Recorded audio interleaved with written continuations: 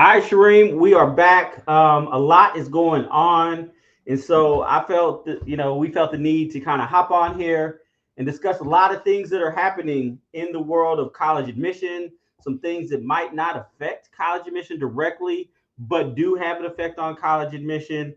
So we just wanted to kind of take a couple minutes. Obviously, we don't have the answers to kind of solve a lot of these things, but I think we felt the need to kind of talk about what's going on. And so I'll begin with you as somebody who has a daughter who finished college, a son currently in college. The news is coming out of Florida State. I mean, what are your thoughts on that? I mean, it was tragic what happened, the experiences those students had to have. But what are your thoughts on Florida State and what families should be thinking about? Yeah, and I think it's important that we do share our perspectives. Again, we come from different sides of the application admission track, but now I'm talking to you as a parent, and again, your children a little bit younger than mine.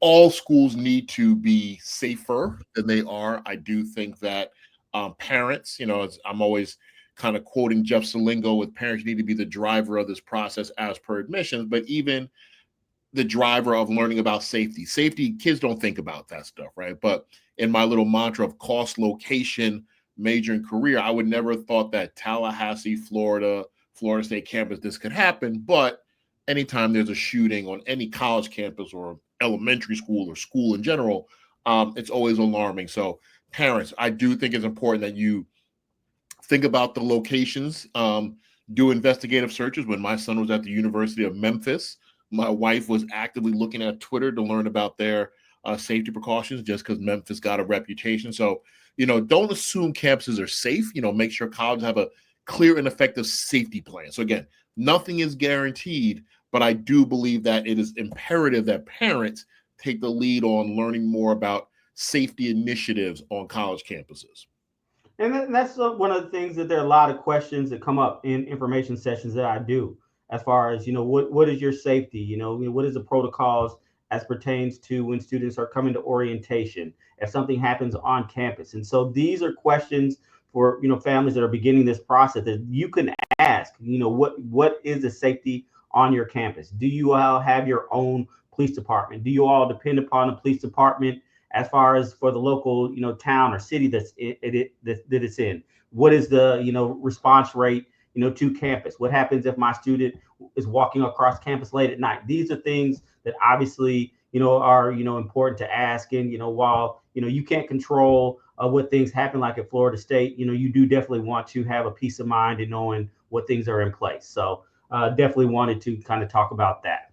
Yeah, and on that same topic, again, while that is violent in nature, physical violence, but there's cultural sensitivities. There's things going on college campuses throughout the country that, again, I think it's imperative that we address. And again, I want to talk about Harvard right now. I want to talk about how, Harvard has decided to not accept the current government administration's policies or, how should we say, expectations that they were going to kind of bow to, given some of the monies that they're not funding the universities with. And again, Harvard's got the muscle legally and financially to combat that.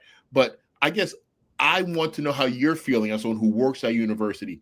How do you feel about Harvard and other elite universities that are under intense federal pressure? Do you think it's going to reshape admissions? Like, do you think college students and families should not look at colleges that are being, for lack of a better word, persecuted for their finances and that are always been dependent upon the government? How do you feel like the federal intensity and pressure is affecting college admissions, particularly at selective quote unquote elite schools? Yeah, so I'm going to kind of move it outside of just the realm of Harvard, because I think when you put it in the context of Harvard, it creates this kind of elitism that to the conversation that I think needs to be pulled away. I think higher education was formulated for the public good, to educate people, to create conversations. Obviously, there's a large amount of research, which is kind of central to this discussion as far as what goes on at these institutions. So I think it's important that institutions remain a place for the common good of the larger society. And I think having conversations that you are not restricted as far as what you can discuss on a campus as pertains to the learning. as far as different sides of arguments or perspectives that will take place. And I think institutions of higher learning are very important in that. And so at the core of this, it moves beyond kind of the battle as far as for federal funding, but rather the initial things that they're asking Harvard to do, as far as control over their curriculum, as far Mm. as who can come on campus, who should be prioritized, what are the viewpoints and things of that nature. And so I think that part of it, I think is kind of the larger part of the discussion, to make sure that any institution collectively has the ability to say, we feel that this is important to greater society, so we want to teach, we want to have a place, to do this. But obviously, I just want to be very clear that the anti-Semitism part, yes, that is something that should be addressed on any campus. There's no place for that. And so, yes, if there are steps that need to be taken place to make sure that all students are protected, yes, all for that. But taking as far as what is going on the college campus, as far as what is being taught, what faculty can teach, and things of that nature, I think is a larger discussion. And I think other colleges see that coming, and so the Big Ten created a collective, and so where they decided they're all going to get together. So if you come at one institution, you're coming at all of us, just because there might be more comings. But I think the idea of academic freedom, creating institutions in which where students can come and feel protected, have conversations about the many different perspectives that they have, I think is vital to this conversation that moves beyond the money piece, but just kind of what does education look like, especially in the United States.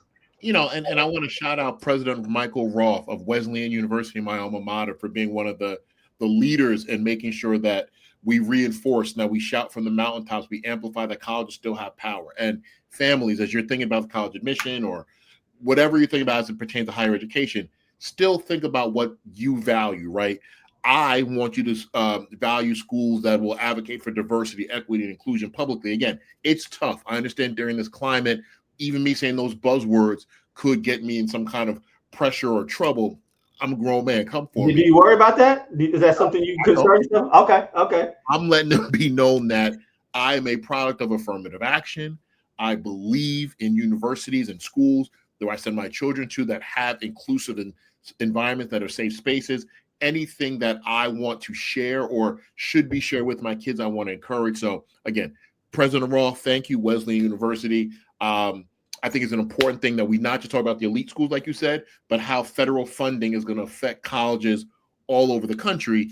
And I'm glad that Harvard and other schools are not just saying, hey, let's just kind of bow to this stuff, because that's not what higher education is all about. I do want to hit you up, though, because it is mid-April and May 1st is coming. Waiting list is something I know has been heavy on your mind, so I want to pick your brain about that. How do you feel about the wait list cycle from what you're hearing from other schools? Again, I know you can't talk about Emory specifically, but as you're amongst your colleagues of schools of similar ilk, what does the word wait list mean in 2025, and how do you think families can navigate it? Yeah, so in my 20 years of college admission, I think this wait list cycle is going to be unlike any other because of all the uncertainty going on.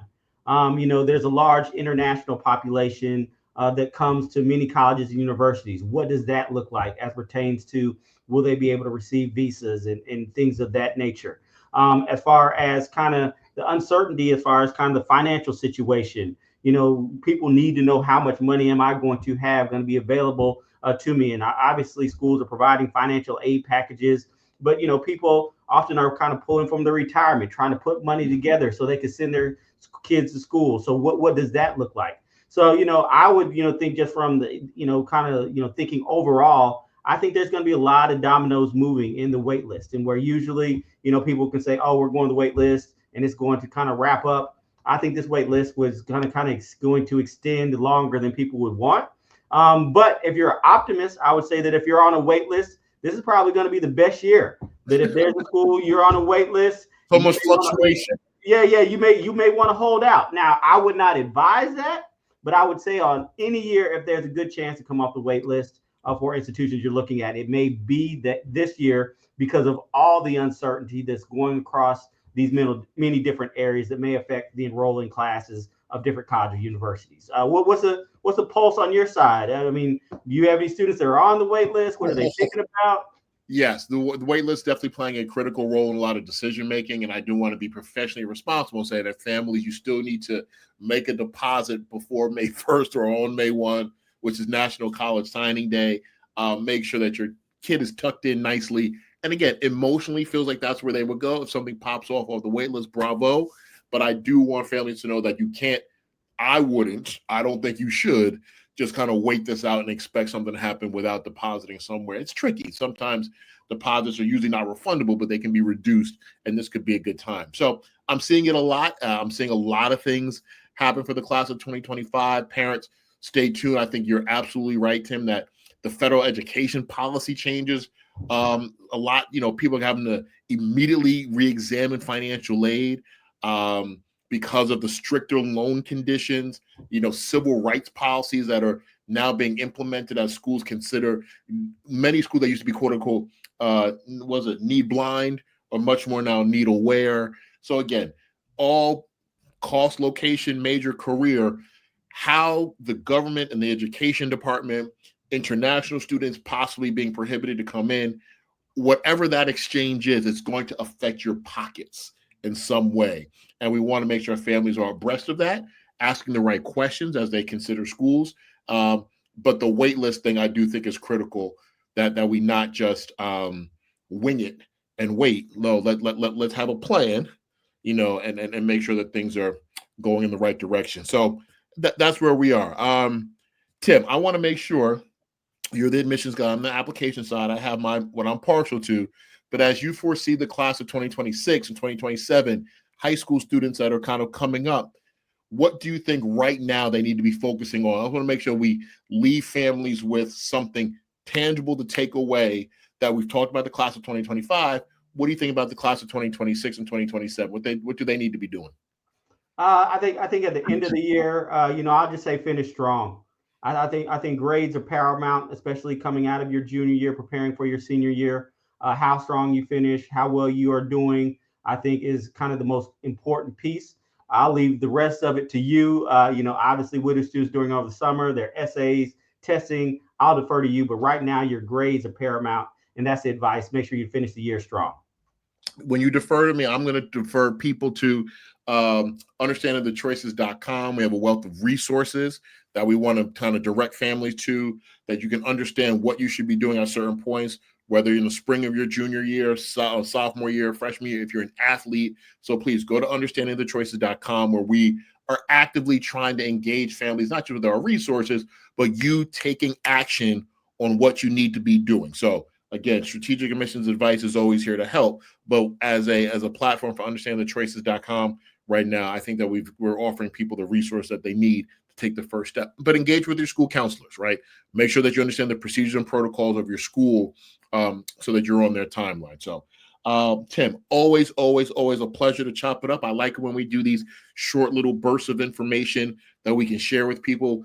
If people need more information, please go to understandingthechoices.com. Please connect with us, because we want to be a resource for others. We have a new PDF download. Tim, you want to talk about that a little bit so people can get an idea of what they'll get if they come to our website? Absolutely. This is something that's very important to us. How ready are you for college? And it goes along, talks about a lot of the changes that are taking place for many of us who may have finished college, 10, 20, 30 years ago. Hey, I know, right? I want to make sure that, we are abreast of what's going on. Information is critical right now. So it's a free download. Go to understandthechoices.com. You can download it for free. And then kind of get a sense of what's going on. But you can always follow up with us. But very quickly, as we wrap up, Shereem, we're also dropping a podcast. Oh, believe me, this is something near and dear to my heart. This is Salamisha and Scheherazade Talet, and they are advocates. They are artists. They are the founders of A Long Walk Home, which, again, I'm going to have them explain exactly why they started it and what it's intentioned for. But their leadership with young women, particularly in Chicago, all over the country, regarding sexual assault, regarding their artistry, regarding elements that we need to make sure our young girls, I have 3 daughters, are aware of as they kind of elevate in their lives. I think Salamisha and Scheherazade are doing such amazing work that I'm honored that they join us for the podcast. Please check it out. They're going to talk about their college application experiences. Salamisha has, multiple degrees and is a professor at Rutgers. Scheherazade's got a fine arts degree. They have these very disparate experiences, but they come together not just as sisters, but also as powerhouse influences for young people. And I'm honored to know them and for them to share their stories and, what they're doing as an auntie and a parent as they navigate through this process. So, yeah, please check it out at application. What's the website podcast? Application to Admission. Yeah, that one. Application to Admission. 60 That episodes in. You'll get it soon. All right. All right, we're All right. out. Always a pleasure, man. Be good. All right.